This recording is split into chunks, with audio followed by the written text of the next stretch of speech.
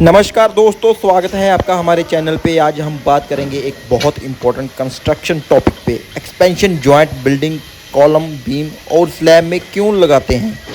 ये छोटी सी gap building को बचा लेती है बड़े एक्सीडेंट से। वीडियो एंड तक देखो क्योंकि मैं डिटेल एग्जांपल और साइट टिप्स दूंगा। सब्सक्राइब करो और बेल आइकन दबा दो। एक्सपेंशन जॉइंट क्या है?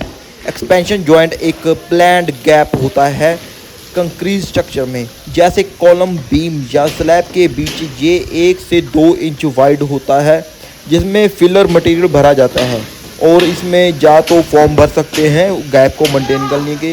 ये गैप बिल्डिंग को अलाउ करती है एक्सपैंड और कॉन्ट्रैक्ट करने के लिए बिना क्रैक हुए।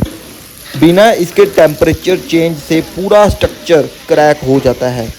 सिंपल बोलो तो जैसे रेलवे ट्रैक्स में गैप होता है ट्रेन की वाइब्रेशन से, वैसे ही ये बिल्डिंग के लिए मेन रीज़न क्यों ज़रूरी है गैप।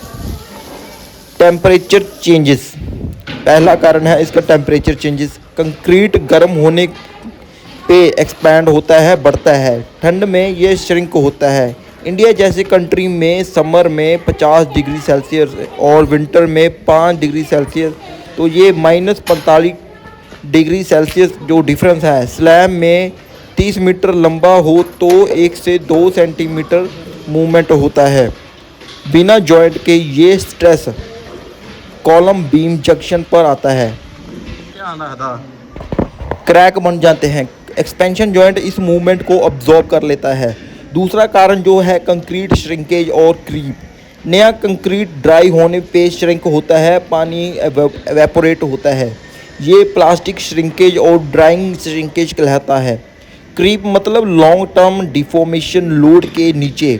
लॉन्ग बिल्डिंग में 45 मीटर प्लस श्रिंकेज से रैंडम क्रैक आते हैं। जॉइंट इनको कंट्रोल रखता है। जो तीसरा कारण है सिस्मिक और स्ट्रक्चरल मूवमेंट। अर्थक्वेक में बिल्डिंग हिलता है। एक्सपेंशन जॉइंट सिस्मिक गैप बनाते हैं ताकि जो 2 ब्लॉक में अलग अलग मूव कर सके बिना किसी क्लैश हुए। हाई राइज में विंड लोड भी मूवमेंट देता है और जॉइंट स्ट्रेस रिड्यूस करता है। जो इसका रीज़न होता है टेम्परेचर। और इसमें जो प्रॉब्लम आती है क्रैक एट कॉर्नर्स। श्रिंकेज से जो प्रॉब्लम आती है वो है हेयर लाइन क्रैक। अर्थक्वेक से जो प्रॉब्लम आती है वो कोलिजन डैमेज। लेंथ आप अगर 45 मीटर से ज़्यादा है तो फुल फेलियर आता है। कॉलम, बीम और स्लैब में कहाँ लगाते हैं? स्लैब में हर 30 से 40 मीटर डिस्टेंस पे फुल डेप्थ गैप, फाउंडेशन से रूफ तक कॉन्टीन्यूस स्लैब एक्सपेंड फ्रीली कर सके। बीम में बीम स्लैब जंक्शन पे, स्पेशली लॉन्ग स्पैन में बीम बॉटम से लेके क्रैक आने में से बचाता है। कॉलम में एल शेप या लॉन्ग बिल्डिंग में कॉलम लाइन के बीच। आइसोलेशन स्टेयरकेस लिफ्ट के लिए प्रो टिप्स।